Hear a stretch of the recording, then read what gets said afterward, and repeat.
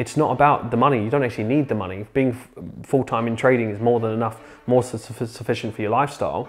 There has to be a point where you actually do something rather than trading. And like I said, it can be a hobby, it can be helping others, it can be volunteering. But for most of us, we like the idea of building other income streams, and why not? I've got loads of income streams, but it didn't happen overnight. It happened over years and years of actually getting really, really good at one or two things, and then after a later stage, then diversifying, then being able to invest into other niches. So it's just about looking at it a bigger perspective. Ask yourself first, should I go full-time trading? The honest answer is,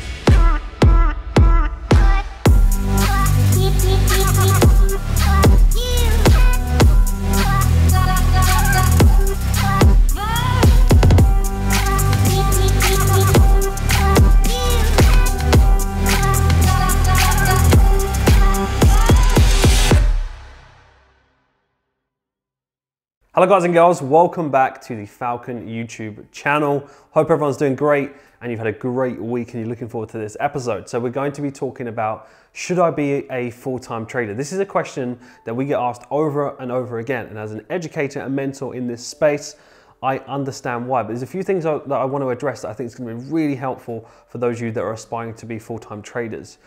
What I want to begin with is, firstly, ask yourself the question, why are you asking that? Why do you want to be a full-time trader? Is it just something that you've heard and you hear a lot of people talk about wanting to be a full-time trader? You've got to ask yourself why. Because a question I've been getting asked a lot lately is, when should I build other income streams? And the funny thing is that when you're learning to trade and you want to be a full-time trader, 9 times out of 10, you want to quit your job to trade your way out of work. That's constantly what we're being sold over and over again. So that's what you feel like you have to do. But have you ever thought about, why do I want to be a full-time trader? What about actually enjoying your job? And then the question I always get asked is, well, Mark, if I want to build another income stream, and I understand the point that I could work and I could trade at the same time, I get that, but what if I'm not passionate about what I do? Well, there's two sides to it. So let's say that you're in a scenario in which that you literally despise your job. You really dislike it, you're unhappy, and whether you was learning to trade or not, you just really didn't like your job. I get that.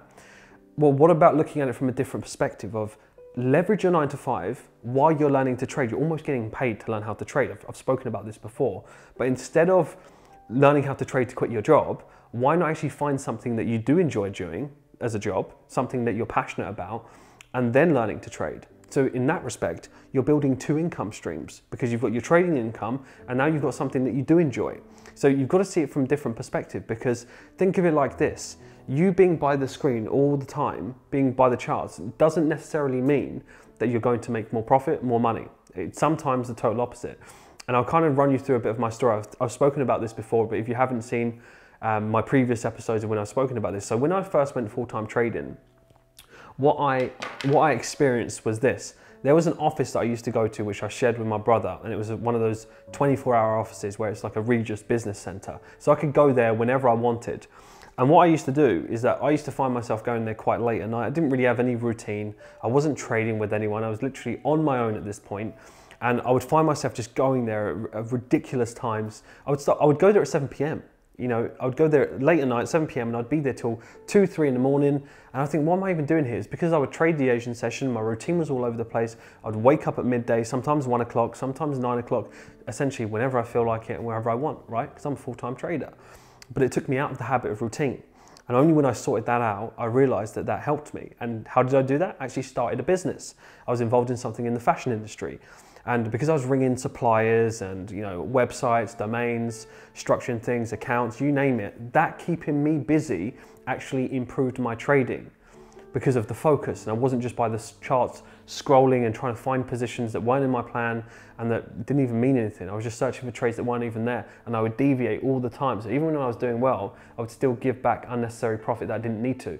And I found myself, if I was just not trading and not taking as many trades, I would actually be more profitable, which actually happened because I was busier by doing other things. So you've got to ask yourself, why do you want to be a full-time trader? Is it because you hate your job? Now think about this. If you're going from hating your job to then wanting to be a full-time trader, you're almost trading out of hate. So you're not doing it for a good reason. And then you'll end up hating something else, because when something gets tough in trading and it becomes more difficult, you're going to then start to hate that. Then you're going to go from being employed to then being employed to the markets.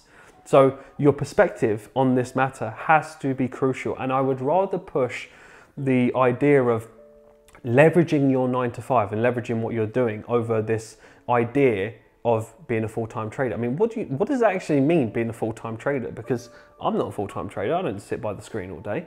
So it's, how do you want to trade and why do you want to be a full-time trader? And what do you see yourself doing? Well, you might be asking, well, how do I build all these other income streams? Should I build 5 income streams at the same time? Definitely not. You've got to get good at one thing or 2 things first, and then you can diversify. So there's no point, in my opinion, being a YouTuber, being a marketer, drop shipping, having another business, being a trader, and you've got like 6, 7 different things. You're probably just going to do 5 or 6 things very poorly and not master any of it. So you're better off doing 1 or 2 things, doing it really, really well, focus really hard, put in the work, be patient, go through all the hurdles, and actually come out on the other side actually knowing what you're doing, and then you can diversify. But the best thing you can do in a situation is that you're likely learning how to trade and in a job at the moment. So how can we deal with that scenario? Well, firstly, looking at the perspective. I actually spoke to one of my students recently, and they're involved in computer science. And she said, I actually love what I do. I love my job, and I can trade at the same time. So the goal for her isn't to actually leave her job and trade full time, because why would she want to when she loves what she does and she can leverage that, and as a side effect keeps her in routine and actually improves her trading results. So you've got to ask yourself, why do you want to be a full-time trader, and do you actually think that's going to benefit you? Because to be honest, for most people, even if it's not another job, because these are the earlier stages, you will get to a point. So let's say, for example, you've got, I don't know, say $250,000, right? You've got a decent amount of capital, you're trading. You don't actually need another income, because even on 4% a month, 3% a month, 5% a month, depending on what kind of lifestyle that you want to live, you're comfortable. You're doing really well. You can do what you want, when you want, how you want it, etc. But there comes to the point that you realize that even if it's not another job that you want, so you're not doing it for the financial gain at this point, you're doing it to keep busy, like having a hobby, doing something, whether it's volunteering, giving back, doing something that keeps you out of just thinking that you're just this trader and that you just sit by the charts all day long, because you'll go grey. You'll pull your hair out, essentially. So think about that from both sides of it. So even when you're in a position that it's not about the money, you don't actually need the money. Being full-time in trading is more than enough, more sufficient for your lifestyle. There has to be a point where you actually do something rather than trading. And like I said, it can be a hobby, it can be helping others, it can be volunteering. But for most of us, we like the idea of building other income streams, and why not? I've got loads of income streams, but it didn't happen overnight. It happened over years and years of actually getting really, really good at 1 or 2 things, and then after a later stage, then diversifying, then being able to invest into other niches. So it's just about looking at it, a bigger perspective. Ask yourself first, should I go full-time trading? The honest answer is, I can't give you a yes or no. There's no right answer to it. All I want to do is encourage you to think about why you're asking yourself that question. Is it because you just see, or you've glorified what full-time trading actually is?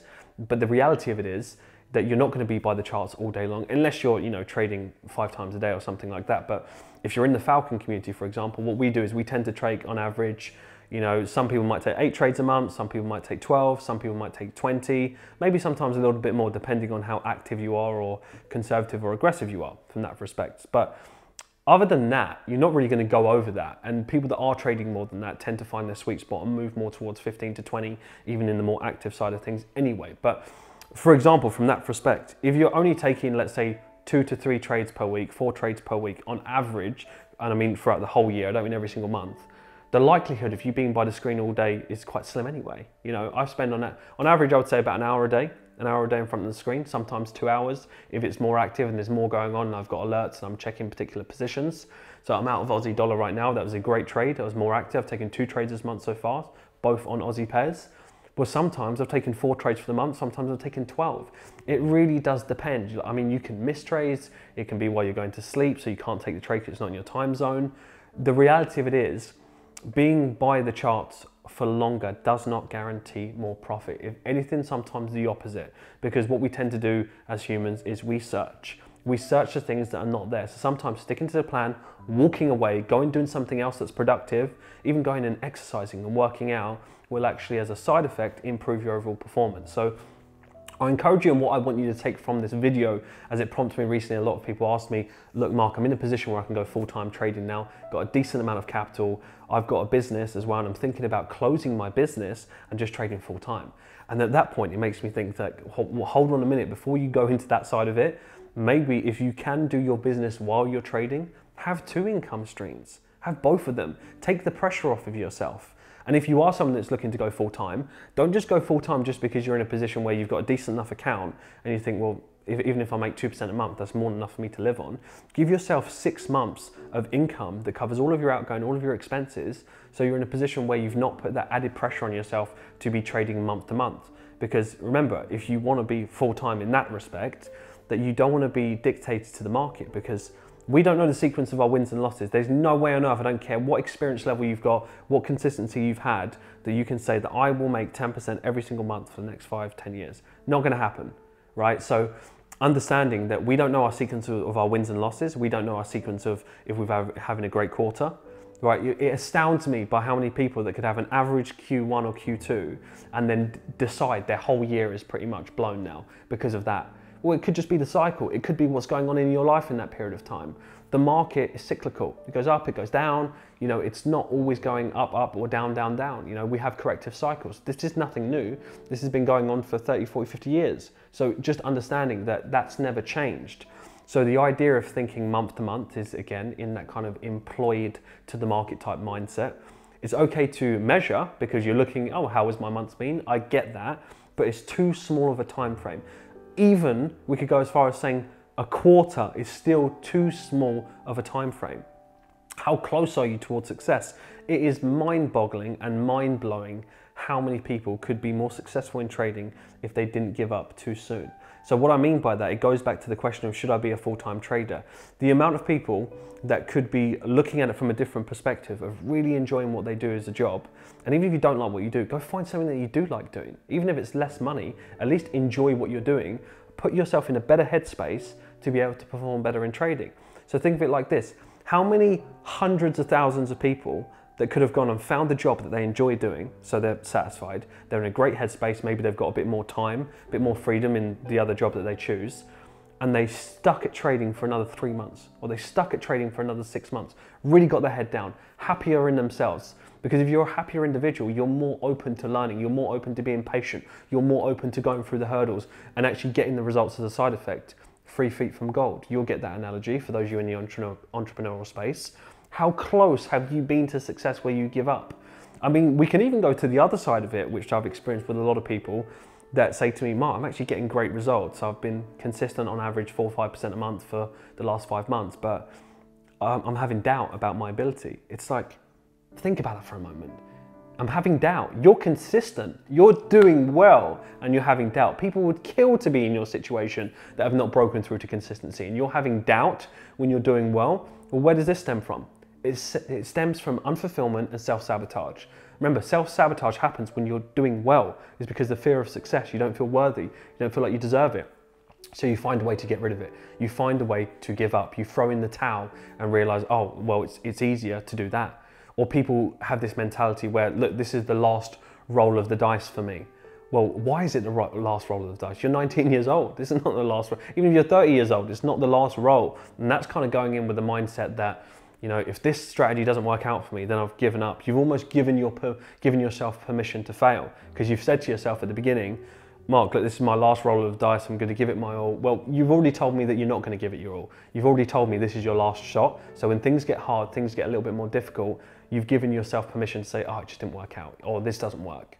So you've got to go in with the mindset of breaking through those hurdles. But I promise you, and I can assure you this, if you can find a way to be happier within yourself, you drastically increase your chances of succeeding in trading, because you've got a better mindset, better headspace, and you'll naturally go through the hurdles. So just understand that process. And I really hope that you can take a positive message away from this video, that if you're someone that hates your job right now, or you're 9 to 5, go find another one. Doesn't mean that you have to be a full-time trader just yet. Learn to leverage that and enjoy that, because by actually just figuring out your routine, you can put yourself in a better position to succeed in trading anyway. So that's a good perspective that you can take from that. And let me know in the comments if you have a goal to be a full-time trader. Is this something that you aspire to do? Or if you are a full-time trader, and what process have you gone through? Was there any hurdles that you went through? Like I said at the beginning of the story, I went through a lot of hurdles because I found myself having all this freedom, doing what I want when I want, and it just, my routine completely went out of whack. And it was only when I actually introduced something else, which was another business, it sorted that out and my results improved even more. So just understand that this goal to be a full-time trader has been glamorized way too much. And I think what we need to do is change the conversation towards building more happiness internally, building more income streams, and actually building long-term generational wealth, and take the pressure off your shoulders and give yourself that position to succeed. So I hope this video resonates with you. I hope this episode you've taken lots of key nuggets and value away. And again, let us know in the comments if you'd like to know more about these kind of things. And again, I really appreciate the support. If you're joining us for the very, very first time into the channel, make sure that you do like, comment, you subscribe, so you're always in a loop of the things that we got coming. So we're going to introduce a few series that are coming soon that I think is going to help out massively, and it's going to tap into some key things, especially trading psychology. So again, let us know if you'd like to see anything in particular. I thank you for investing into the channel, and like I always say, by you investing your time and energy into the channel invests back in you and helps you in your trading career. So guys and girls, this is me signing out. Have an incredible weekend, and I'll speak to you all soon. Take care, everyone.